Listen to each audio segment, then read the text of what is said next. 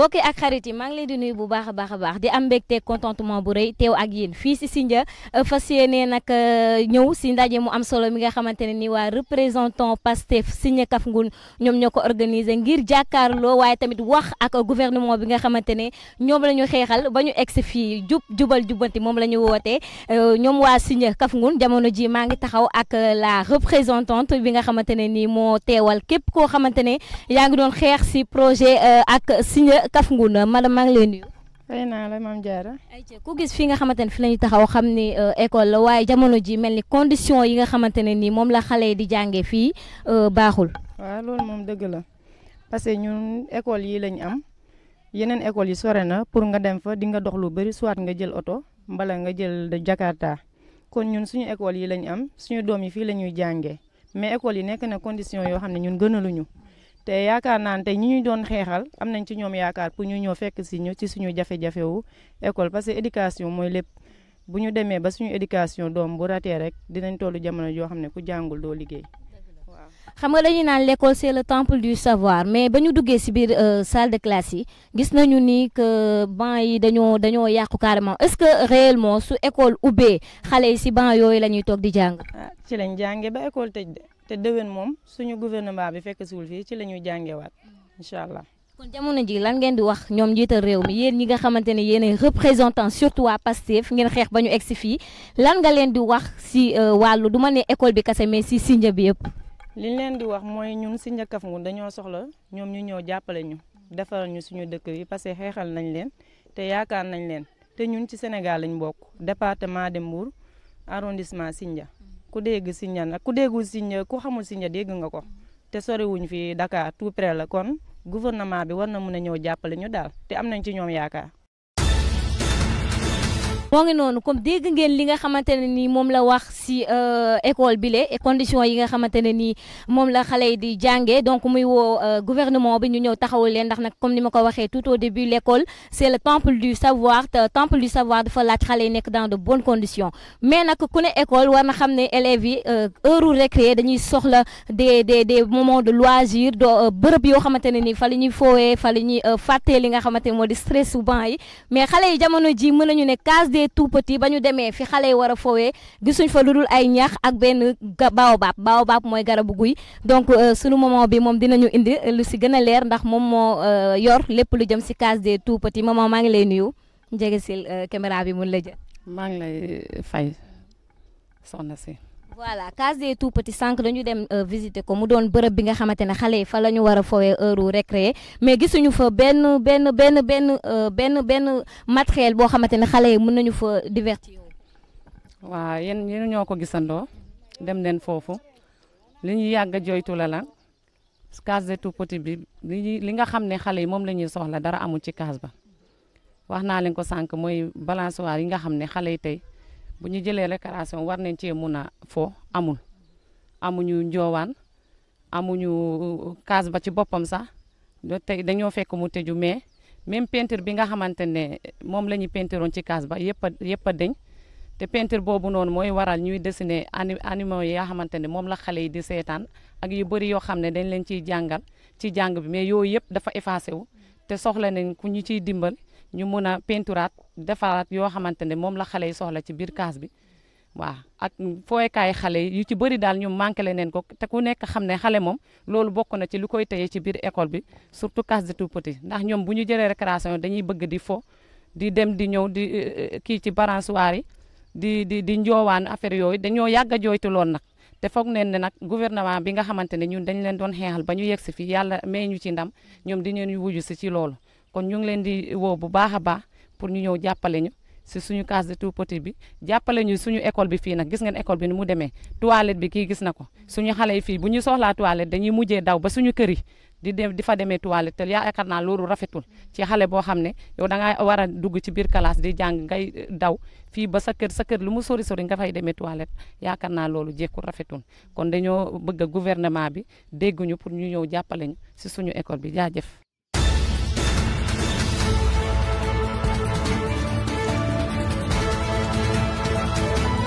ay ca mbokk yi ba tey si ndaje bi nga xamante ne nii waa représentant Pastef Sindia Kafougoune ñoom ñoo ko organisé jóge nañu si école bi gis nga difficulté yi nga xamante ne nii moom la élèves yi di jànkonteel waaye wal nañu leen aussi yoon yi tali bi baaxul et que su tawee gars yi duñ sax mën a jàll bay dem si route nationale bi jamono ji ñuy wax ak yéen ñoo ngi fii si poste de santé bi poste de santé ku ne xam na ne wér-gu-yaram moom mooy lépp ba tax na nag case bi moom la ñu koy wax yaay booy ñu taxaw ak suñu benn yaay bi nga xamante ne depuis ba case bi sa sow ba léegi ñu fi faj ay nit di si transfert aussi ay malade waaye tamit di si muccal ay jigéen moom moo ngi fi donc yaay maa ngi lay fay di la ziyaare di la naan bisimila ñu ngi nii ci Sindia Kafougoune. macha allah ngeen bokkoon si ñi ngeen xamante ne ni xeexal ngeen Pastef dañuy ne bokk ngeen si membre Pastef ndax dooleel nga leen xeex ngeen wàcc sur le terrain ba ñu jot li nga xamante ne ni moom moo di réew mi jamono ji ngeen leen di woo ngir ñu jubbanti li nga xamante ne moo jubul fii si Sindia tey si case bi nii lan nga gis ni difficulté yi nga xamante ne population bi ñoom ñoo ngi ko fi jànkonteel. fii moom bu ñu yokkaloon kii bi. bâtiment bi defaral ñu toilette yi doon nañu sant yàlla bu baax jàppale ñu ci personnel bi xamante ne moo ñuy jàppale ci biir case bi kon dina baax trop ci ñun ndax gars yi di fréquenter case bi bokk waaw. mais case bi yan condition la ñuy teg malade yi nga xamante ne ñoo ngi fi ñëw ndax dugg nañ si biir chambre yi xool nañu aussi li nga xamante moo di entourage bi ak toilette yi mais chambre yi aussi est-ce que malade ñoo ngi leen di teg ci condition yu baax. malade yi kay accouché ñu teg malade bi tamit ci lal bi noonu mais bu ñu amoon beneen chambre moom mu baax mu nekk salle d'accouchement ak salle de salle de bi ñuy accueillir malade bi. mais est-ce que matériel yi war si poste de santé ñoo ngi koy gis fii si biir case bi. nekkagul poste nag case la moo tax mais bu ñu amélioré poste moom ñu moo leen di gënal jëlee ko si case yóbbu ko si poste moo ñuy gënal waaw. tey jii nii tey suñu amee malade bu urgent diggante fii ak beneen poste de santé bu mag bi tax ñu naan poste mu doon 1 kilomètre 700 mu doon distance boo xamante ne nii jégg na dayoo donc lan ngay wax ban appel ngay lancé ñi nga xamante moo di gouvernement bi plus précisément son excellence monsieur Bassirou Diomaye Diakhar Faye. pour ñu am oto bi ñuy référé malade yi rek moo gën a gaaw. bu ñu amee malade ñu référé ko nu mu gën a gaawee waaw ndax ñu mën a mucc ci ay bi waaw. macha allah kon loolu mooy appel bi nga xamante ne suñu yaay ji nga xamante ne yàgg na fi depuis 2004 moom nga wax depuis 2004 moom moo fi nekk case bi ñu ngi ko ubbi en 2005 te ba léegi waa population Sindia Kafougoune gisuñu si benn amélioration donc yaakaar naa ministre de la santé moom itam jot na message bi bu baax a baax espérons que ambulance yi ak toilettes yi ak condition bi dinañu si taxaw bu baax a baax ñu jàll si leneen. mbokk yi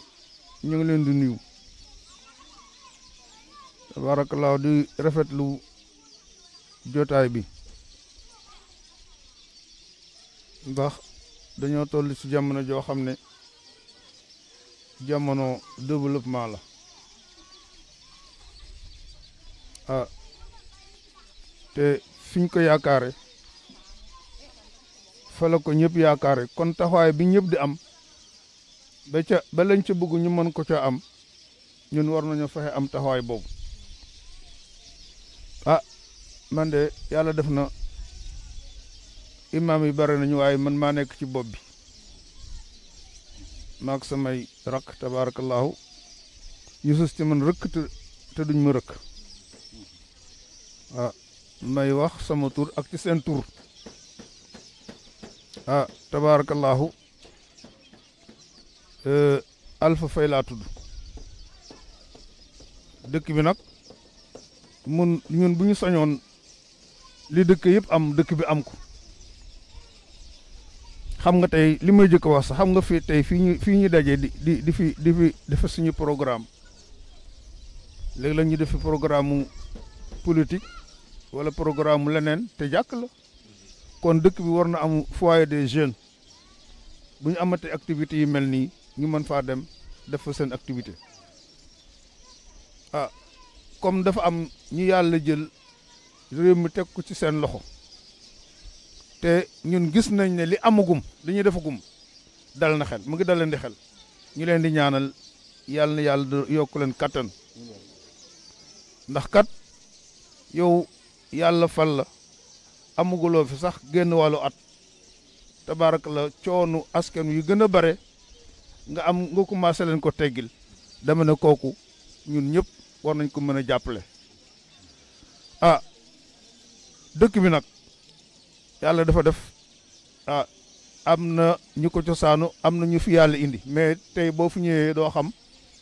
ñi fi cosaanu ak ñi fi ñëw ñëpp benn lañ loolu nag bëgg nañu ku ñu fi jàppale dëkk bi avancé ku ñuy jàppale école primaire bi am na fi waaye ku ñu ci gën a jàppale ñu gën koo defar loolu ñu ngi koy sàkku problème yoon am nañ ko am nañu problème yoon ku ñu mën a jàppale itam yoon ñi am ñu defaral ñu ko ba ku bugg a ñëw ci dëkk bi nga ñëw fi te doo sonn loolu ñoo ngi koy ñaan loolu xam naa sax xëy na am na ñu ko war a wax waaye man li ma gën a insister mooy wàllu daara ci wàllu jàkk ji ñu daal ku ñu jàppale ci wàllu parce que du ay jullit rek ñoo fi dëkk mais majoritaire bi ay jullit lañu ku ñu mënoon jàppale ci suñu palaasu jaamukaayu yàlla yi ak ci palaasu suñu jàngukaayu diine yi wax dëgg yàlla dañ sant yàlla te loolu daal bëgg nañ ko lool jàkk yi ñu fexe ba jàkk ji ñu yeggali ko daara ji ñu defal ñu daara moderne yàkkamtuwuñ ko nag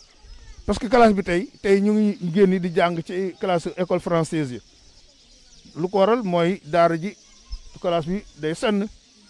bu ñu ko mënoon defar ba mu nekk classe boo xam ne bii tout le temps bu ñu bëggee jàngale muy nawet muy noor loolu daal ñu ngi koy ñaan. asalaamaaleykum wa rahmatullahi wa barakaatuhu. ñu ngi leen di ziar di leen baalu ax di leen baal njëkk nuyoo bi ci imam Alpha Faye li may faral di wax rek yàlla na nga yàgg fi te wër ak njaboot bi ak ñi nekk ci dëkk bi yëpp jigéen tamit ñu ngi leen di jaajëfal ñu ngi leen di nuyu di leen delloo seen wàccuwaay ñi encadré mbir mi ñu ngi leen di jaajëfal di leen féliciter comme ni ma ko waxee départ bi yal nañu yàlla jàppale ak ñi ngeen di àndal ak ñun ñi tamit di leen déglu di leen seen ci li ngeen bëgg a def yal nañ fa yàlla yóbbu ngeen àgg fa ak jàmm waa dëgg te maa ngi leen di ñaanal yéen journalistes yi ñu ngi leen di ziar bu baax di leen dalal man leen asalaamaaleykum wa rahmatullah man maay chef de village Malick Ndour Kafngoun Sindia Kafngoun. macha allah nga nekk chef de village bi yan jéego nga gis ni war nañu koo jubbante fii si village wala yan condition jamono ji la village waaye nekk ndax dem nañu si biir école bi gis nañ condition yi élèves yi di jàngee dem nañu si case bi condition de santé yi nga xamante moom la ñu fajee patient yi waaye aussi gis nañu yoon yi tëli yi ni nga xamante moom la ñu mel su tawee gars yi du ñu mën a jàll lan ngay ban message ngay lancé ñi nga xamante ne nii moom mooy gouvernement bu bees bi. waaw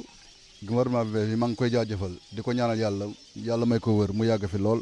li muy liggéey yàlla jàppale ko ci. yow fa nga tibbee noonu fa laa bëggoon ñëw nga commencé ma ko dëkk du manqué du ñàkk am jafe-jafe ci partout mooy comme li nga wax noonu imaam wax na ko sànq jàkk ji école arabe bi jumaa ji soo jógee foofu nag ci yoon parce que soo amee soxla da nga war a dox soxla bi nga dem yoon dafa war a leer waroo dox di fakkastalu waroo jaar ci yoon ngay xuus ci ndox te leneen ndox yi tamit day ànd ak yoo xam ne nii yu doy war la ci biir te doo ko gis loolu gubliwaat dafa war a nekk loolu dafa war a nekk loo xam ne nii lu ñu war a taxawee tam bëgg nañ ko ñun waa dëkk bi yoon yi jumaa yi jàkk ji école arabe bi case santé bi école français bi douche manqué na fa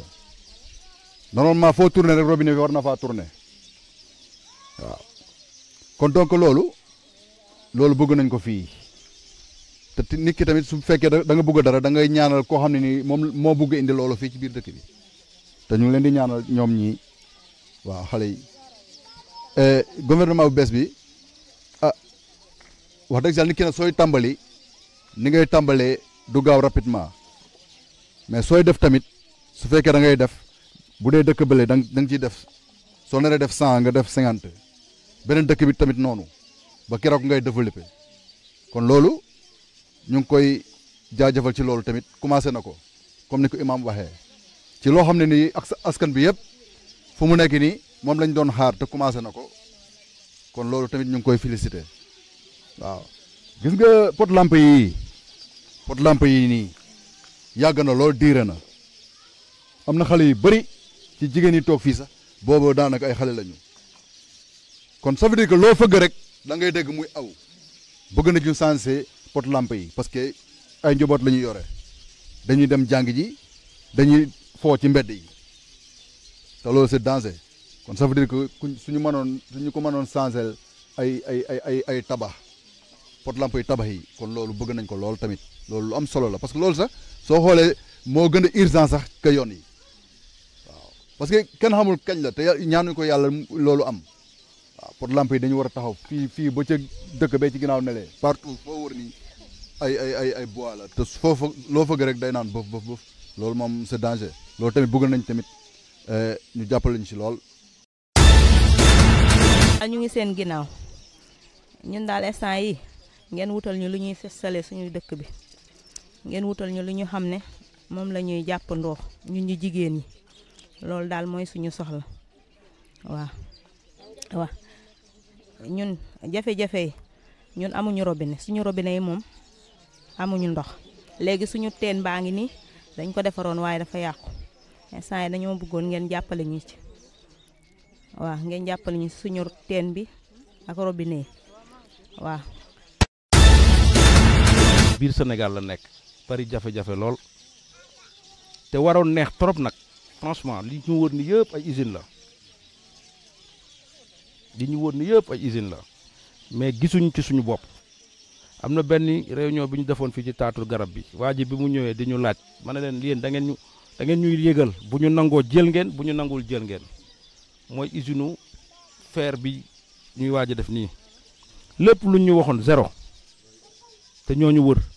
usine karo bii parfois bu la 20 heures fekkoon fi am na xet bi muy dégager xet boobu xejul ci doomu aadama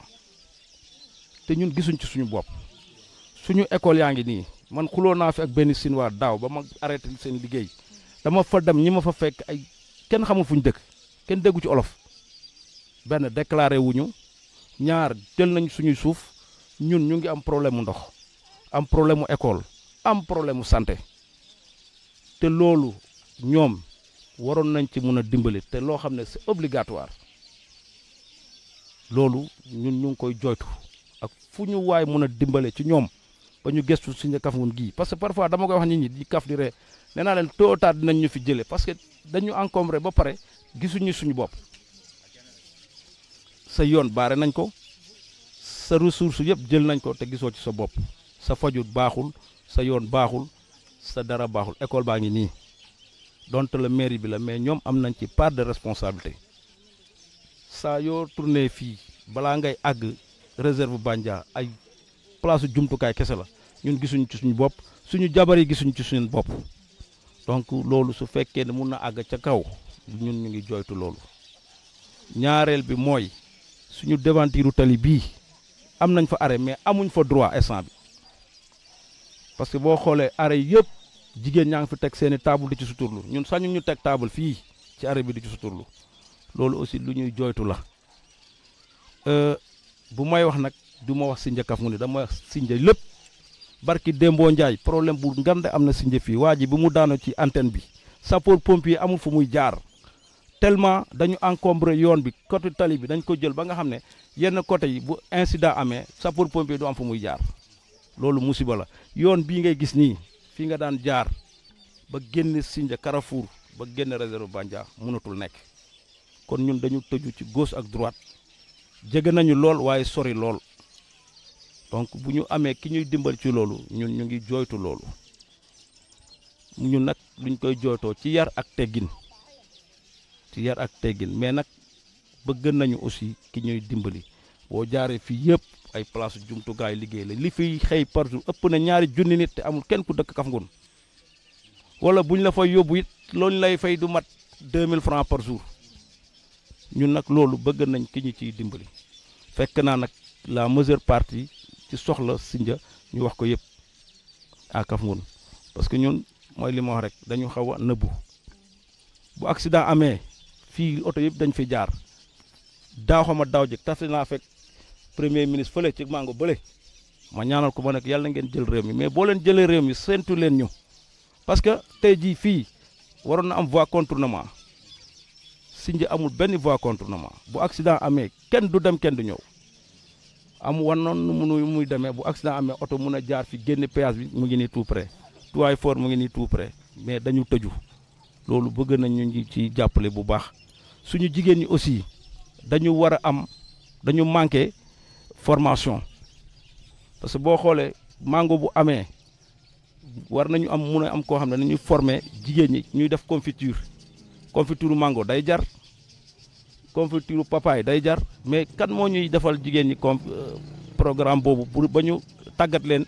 ci liggéey fan la ñuy dem Guana li lay won ne foofu dama yàlla bal am na loo xam ne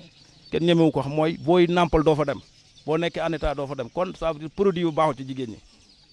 kon loolu il faut ñu jàppale suñu jigéen ñi ñu utal leen benn centre boo xam ne dañ leen ci tàggat ñu fiy jàng li ñuy liggéey pour sutulu ci kër gi loolu bëggoon naa ko ci wax ma bañ a guddal rek. ñoo jóg taxaw tem pour xeex ngir avancement dëkk bi bokk na si li nga xam ne nag manqué na si dëkk bi muy affaire wàllu paj parce que boo demee suñu case de santé ba peut-être am na ñoo xam ne ñu ngi fa nekk comme niñ ko waxee rek xam naa ne li si ëpp li ñuy wax lu ñuy baamuwaat la parce que dañoo mënta bañ a wax rek ndax peut-être dañ see war a wax moo tax te ñu ngi siy jéggalu nag ndax rafetul say kilifa wax ba pare nga si tegaat kàddu ñu ngi jéggalu bu ñëwee si wàllu paj bi doomu aadama balaa muy def dara dafa soxla wérgu yaram kon loolu wax dëgg yàlla ñu ngi siy ñaan ndimbal bien vrai que nañ si def jéego lépp luñ si man dinañ ko def ñu yaakaar ne bu ñu leen tiisee suñu soxla dinañ ñu jàppale pour dëkk bi wala ñi fi yeew am wérgu yaram dinañ ko jéem bu jógee si loolu ñu ñëw si wàllu éducation parce que boo wéree yaakaar naa ne da ngaa war a jàngi xam-xam parce que àdduna lépp loo gis étape la étape par étape boo fajoo ba wér da ngay jàngi xam-xam boo jàngee xam-xam ba pare ngay doog a ut fooy liggéeyee léegi nag dëgg la état bi moom moo war a utal jeunes yi liggéey fii am na ay entreprise bu leen utalee liggéey ba pare fexe ba liggéey ba ñu nekk ñu sàmm ko boo duggee ci code du travail mu ngi foofu bëggu ñoo dugg ci yooyu nag ndax peut-être day guddal wax ji ndax heure bi mu ngi kii léegi problème bi mooy ne jeunes yaa ngi fi am na ñoo xam ne am nañ formation professionnelle des fois dañuy bëgg a liggéey du ñu am liggéey wala salaire yi ñu leen di proposer mën nañ leen bañ a arranger peut-être ñeneen lay arranger ndax ñoom dañoo ñëw rek pour ut dem ndax yenn somme yi booy xool boo dëkkee say waajur buñ la koy fay ñëpp gis ne yaa ngi xëy di dem du la mënal lu bëri te dañuy jàpp ne yaa ngi dem rek te yàlla xam na ne booy ñëw doo indi dara loolu bëggoon nañ ñu jàppale ñu si wàllu formation bi pour bu ñu amee liggéey ñu am liggéey boo xam ne dinañ si mën a dimbali suñuy waajur bokk na tamit problème bu ñuy am mooy problème mu ndox dafa doon loo xam ne dafa bokk si doomu aadama te ñun fii dañu koy manqué lool li ñu siy am sax mën naa la wax ne ndox moomu yàlla miñ tem xam na ne ay mala rek ñoo ko war a naan waaye du ay nit ndax qualité bi normalul ñu ngi ñaan ku ñu mën a dimbale si loolu mu dimbale ñu si dinañ si jéem pexe nag si wàllu forage bi am nañ benn forage fii am na ay bonne volonté yu si doon jéem comme suma papa ji def na si jéego yu am solo ñu ngi koy jaajëfal parce que nit bu defee loo xam ne dafa rafet wala loo xam ne dafa gën wala loo xam ne tamit dafa amal njëriñ dëkk boo ko mënul fay ndax fay bi yombul parce que yow mënaloo ko sa bopp li gën a néew mooy nga wax ko jaajëf kon ñu ngi lay jaajëfal bokk na tamit comme niñ ko waxee si wàllu yoon bi man nag duma ŋàññi kenn parce que bokkul sama nature mais dama gis ne war nañ ñu see mën a jàppale peut-être pour ku bëgg a dem dëkk ba si kanam muy Sindia croisement nga bañ a jaar si tali bi ndax képp kenn si ñun xam na ne tali bi boo fay jaar di dox wóorul kon moo tax bu ñu mënee dimbale suñu yoon bi tamit ñu dimbale ñu si waaw boobu daal laa amoon peut-être lu may wax pour l'instant parce que am na ñeneen ñoo xam ne war nañu see addu pour comme heure baa ngi avancé incha allah ñu sànni si kàddu rek ñu xool li gën ñu kii ko ñu jëfee ko incha allah te ndaje bi yàlla na doon ndaje njëriñ maa ngi leen di jaajëfal yéen presse bi yéen ñi nga xam ne si suba ba tey yéen a ngi fi metti na nag mais yéen ak ñuy xaar parce que affaire bi nekkul à temps wala nekk ni temps boo xam ne temps un peu avancé la mais maa ngi leen di jaajëfal ñu ngi leen di jéggalu nag en plus maa ngi remercier jigéen ñi parce que def nañ benn geste de noblesse parce que yombul heure bi am na leneen peut-être lu ñu waroon def mais bàyyi nañ seen lépp ñëw toog fii jàpp pour bés bi réussir mais lépp njëriñu dëkk bi la rek jërëjëf. ku ci nekk maa ngi koy nuyu ci turam ak santam di wax nag en tant que représentant Pastef maanaam ki yor communication les jeunes Pastef wala les jeunes patriotes comme ni ko si Sindia Kafountine fii ci Sindia Kafountine comme ni ko suñu imam bi waxee ak suñu chef du village li ñuy njëkk a ñaxtu wala li ñuy njëkk a wax fii ci dëkk bi mooy li nga xam ne gis nañ ko fi mooy de un ñun on est des jeunes te fii bëri na jeunes yoo xam ne dañoo jàng ba toll yenn niveau yi am jeunes yoo xam ne dañoo jàng seen métier ba toll yenn niveau yi ñu soxla yenn formation yi parce que jeunes yi fi am métier dañ leen war a formé waat ba seen métier di leen jëriñ en même temps aussi ñi nga xam ne jàng nañ ba toll yenn niveau yi te seen waajur yi amuñu moyen pour ñu defal leen ay formation gouvernement bi jàppale leen ñu mun a am ay formation ñu doon ay jeunes yu qualifié ñu mun a liggéey seen dëkk bu ko defee immigration bi am ni jeunes yi di dem di ñëw parce que man mii di wax jéem naa ko sottiwul mais bu ma amoon li may jàpp dama ciy téye mais am naa yaakaar ci gouvernement bi ba tax bu ma gisee ku koy jéem dama koy artu mu bañ ko def parce que jamono yi ma koy def nekkoon na loo xam ne dëkk bi moo waraloon loolu mais lii ñu gis ak niroo nag li ñu doon xeex parce que jaraloon na ni lu nekk pour système bi jógee fi kon système bi bu fi jógee li ñu war mooy ñu toog mais toogaay bi lan lay àndal ay jeunes yu ñu formé nii góor ñi ñu am formation di liggéeyal seen bopp di jëriñ seeni waajur nii jigéen ñi ñu am seeni formation di liggéey di jëriñ waa dëkk bi di jëriñ seeni waajur ndax waajur bu nekk am nga yaakaar ci sa njaboot gi fi ñu leen di formé mooy de un ci école yu baax comme ni ko suñu imam bi waxee mu am daara joo xam ne dañ fiy jàng diine ji mooy lan cër bi nga xam ne ñu ngi leen koy yaree ci biir kër yi ñu jëlee ko ci daara ji ñu koy doxee ci mbedd mi ba ku ñu gis mun koo jox cër doomu aadama pour nga am kilifa faw ñu lay yar la yare bi fan lay tàmbalee mooy ci kër gi ak ci école bi mooy fan mooy akara arabe bi ak jardin bi suñu case des tout-petits ñëpp gis nañ ko li case yi war a am amuñu ko ci côté état dañ leen war a dooleel tellement que duñu soxla ci kenn état yéenu ko ba ñi fi nekk ñu leen di couvrir di leen fay indi leen matériel yu doy ba nga xam ne parent bu fay nekk du soxla sax ñu koy laaj dërëm war nañ koo mun a am parce que tollu nañ fa te loolu bokk na ci li nga xam ne mooy projet Pastef ñu former ndaw yi ñu yar xale yi en même temps imam yi ak chef du village ñu teg leen ci ay conditions yoo xam ne dinañ mun a gérer poste yu ñu nekk ndax dem ba Abdoulaye da tegoon na fi chef de village yi ñu leen di fay lu mel ni chef de village mu nekk ci dëkk bi nekkal fa état daa am li état warloo ak moom mooy lan dañoo war a am salaire parce que tey bu fayeeku impôt amee wala dara am ci dëkk bi chef de village la ñuy njëkkee bu impôt amee moom mooy topp impôt yi nit ñi di ko fay dara mënu fee am te imam participé wul ndax kilifa bu fi mën a ñëw muy ngay président ngay leneen ak leneen ku fi juddu it imam la ñuy woo sëy bu ñu fiy takk imam la ñuy woo ku génn àdduna imam la ñuy woo kon nag li gën a am fulla am fayda bokk ci dund doomu aadama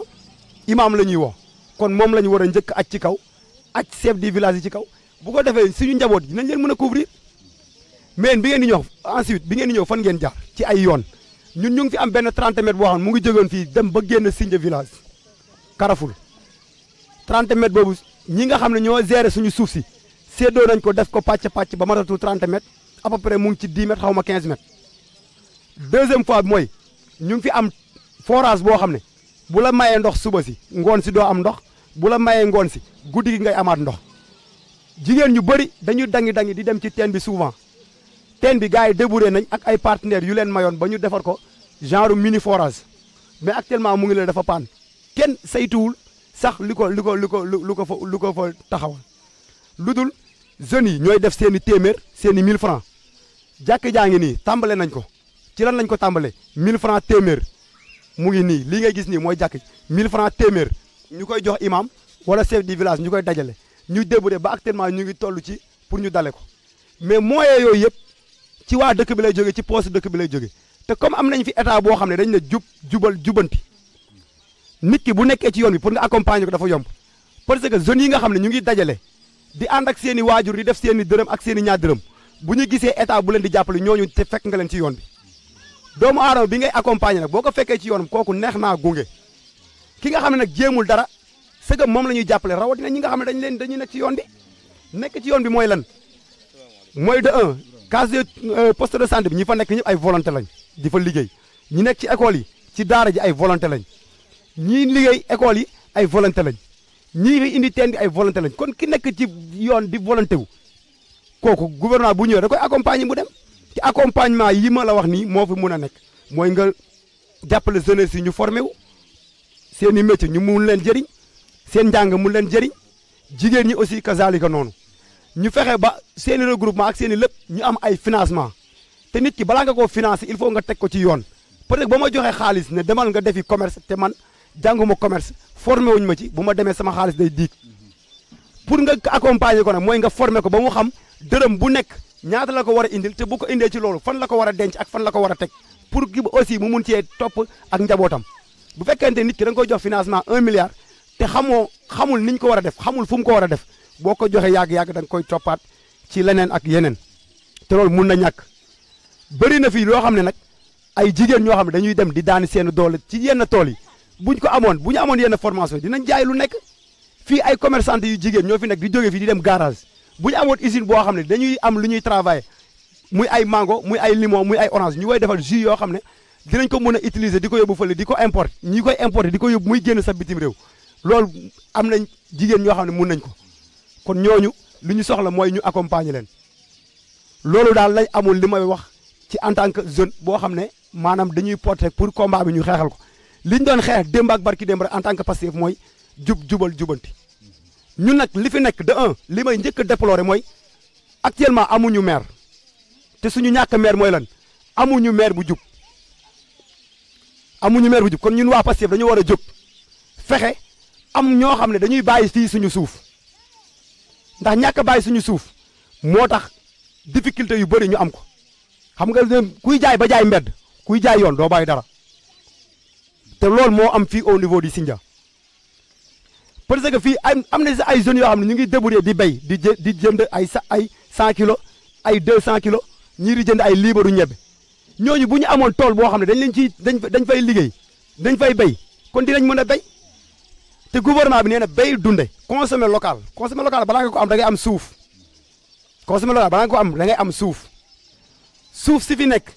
nañ fexe ñu xam nan la ak naka la bëri na rek usines yu fi nekk di jël ay étranger di bàyyi zones yi nga xam ne ñoo nekk au niveau du Sindia mooy li ma sànq rek état bi dafa war a jóg saytul ñu usines yooyu ñu tegu ci yoon tegu ci code ndax li ñuy soxla yëpp am na au niveau du Sindia li dalee Sindia Kafountine ba Sindia Karaful li ñu soxla am na fi muy wàllu ouvrage muy chauffeur muy lu nekk bu fekkente ne nag ay bonne volonté la ñoo xam ne maanaam tey dañuy liggéey di daan seen doole sa am na fi mais boo fa dee dañ lay fay salaire bu bon étranger yi dem di ko jël kon loolu yëpp ñàkk tegu ci ay conditions yu baax moo waral loolu man daal loolu laa amoon li may wax te maa ngi jégalu di tuub. asalaamaaleykum waa Sindia Kafountine d'abord maa ngi nuyu ñëpp ñu ma fi fekk ak ñu ma fi fekkul di jégalu aussi ci retard bi ma am du si sama coobare dama nekkoon ci beneen réunion au niveau du village Kignaboury 1 moo tax ma guddee ñëw waaye ñu ngi rafetlu en premier lieu li ngeen jot a organiser mooy lan woo askanu Sindia Kafountine xool ne problème yi ñoo am Sindia Kafountine ngeen génnee ko ci média yi et ngeen trouver aussi jéem a trouver solution pour faj problème yooyu yaakaar naa ne loolu mooy comportement patriote c'est vrai nag dana metti parce que ñun ay ndaw lañ dana metti trop mais yàlla baax na nañ liggéey rek Pastef gënoon na metti fii trop amuñu woon ñu bëri ba tey jii alhamdulilah maa ngi leen di féliciter de passage vous avez gagné les élections ici mu nekk loo xamante ne neex na ma trop parce que yëg naa leen daal te lépp lu ma fi waxante woon ak yéen ci campagne bi dinañ taxawee ci tànk yooyu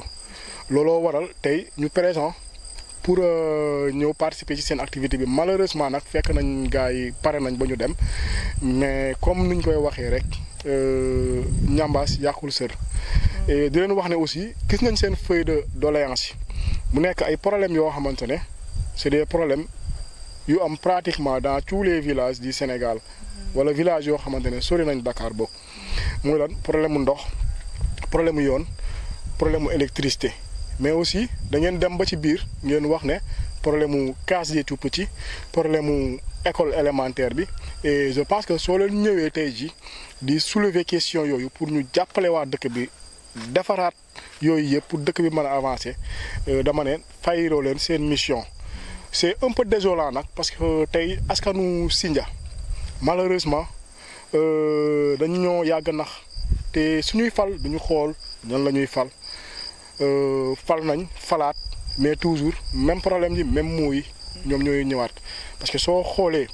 dëkk bu leen ni Kafountine ak entreprise yu ko wër yëpp je pense que Kafountine warutoon fi nekk di am problème yoon warutu fi woon nekk di am problème ndox waru fi woon nekk di am problème électricité mais waru fi woon nekk aussi ba ngeen am seen problème mu case de santé et école primaire et autres maintenant nag ñun bon ay ndaw lañ te tey jii yaakaar naa ne ñu yore réew mi ñun ñooy seen représentant ci village yi incha allahu rabbi gis nañ seen cahier de doléance yi ñun nag duñu diggee suñu politique amul diggee mais suñu politique mooy tey jii ñu dem ci dëkk yi xool ne par exemple lii ça ne va pas ñu dem yéegal ko ci autorité yi ñu ko war a yóbbu ñu ngi leen di remercier bu baax a baax ci mat bi ngeen am ci taxawaay bi ngeen am mais aussi ci liggéeyal bi ngeen di liggéeyalee parti bi c'est vrai bi ngeen di débuter ndànk benn par benn ba tey jii yéen a gañ a dëkk bi kon je me dis que su ñu amee accompagnement rek incha allahu rabi lu bëri dañ ko fi mën a def parti bi dañ ko massifier fii mais aussi politique bu ñuy woote maanaam lu ñëpp bokk ñëpp jot ci dina egg biir Kafountine bi parce que je vous donne un exemple autorité yi fi nekk man dama jàpp ne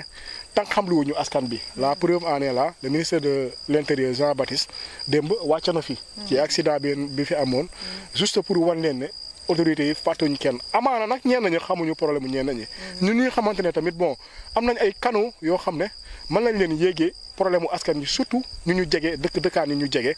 vraiment dinañ def de telle sorte que ñu eggee leen problème yi jàmbatu askan bi su loolu wéeree aussi ma leen di encourager surtout yéen jigéen yi ak yéen góor yi xamante ne tamit ñu ngi fi ñu jéem a organiser wu ci ay GIE parce que dañoo xool ne ci village yi jigéen yi seen liggéey demeewul noonu et incha allahu rabbi soo leen organiser wu aussi ngeen defar ay GIE ngeen def benn business plan bu baax ne kat activité bi ngeen mën a liggéey pour waa dëkk bi yëpp waxuma waa Pastef waxuma keneen mais jigéen yëpp ñu jéem leen woo ci GIE boobu ngeen xool nan la ñuy wëree non seulement ñu leen di former mais aussi ñoo xamante ne dinañ leen dimbali ba vraiment ñu am financement maanaam accompagnement parce que formation neex na mais accompagnement bi moo jafe kon ñu ngi leen di ñaan aussi ci côté boobu vu que tenté nañ expérience yi feneen ñu xool par exemple pourquoi pas ñu war koo mën a def fii parce que jiboo bu am biir Kafountine c'est très rare dans les autres villages tey jii xale yu góor yi jiboo nañ jigéen ñi jiboo nañ te yaakaar naa ne c'est dans l'union et la solidarité que la ñu war a mën a defaral dëkk. jot nañ ci doléances yëpp et vraiment comme li ma wax sànq rek du ñu diggee waaye dinañ jéem a xool comme que ay ndaw rek lañ dinañ jéem a xool autorités yi fi nekk ñun ñu xool nañ la ñuy def ba yóbbul leen seen doléances yooyu te am naa yaakaar trop ne dinañ ñu gëstu parce que mat nañ mat boobu te yaakaar naa ne tey jii problème mu société wala problème benn dëkk du leen mën a tëddaal en quelque sorte loolu laa bëggoon wax maa ngi leen di remercier waat bu baax a baax di woo ñëpp aussi vraiment ci liggéey bi parce que c'est vrai wax bi dina bëri ci politique la ñuy nekk mais dekku leen ngeen muñ incha allahu rabbi dinañ dem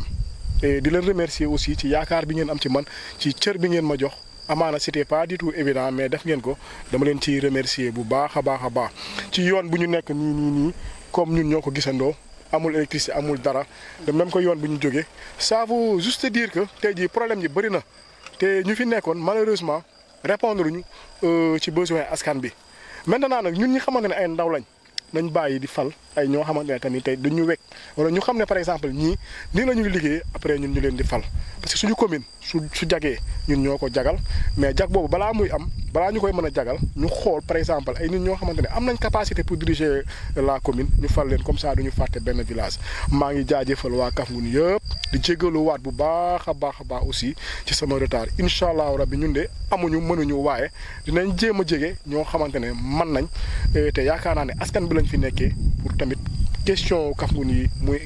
ndox bi muy électricité bi muy problème yoon bi muy problème santé bi ak casier tout petit et autres problèmes yoo xamante ne daal suñu ngeen ko fii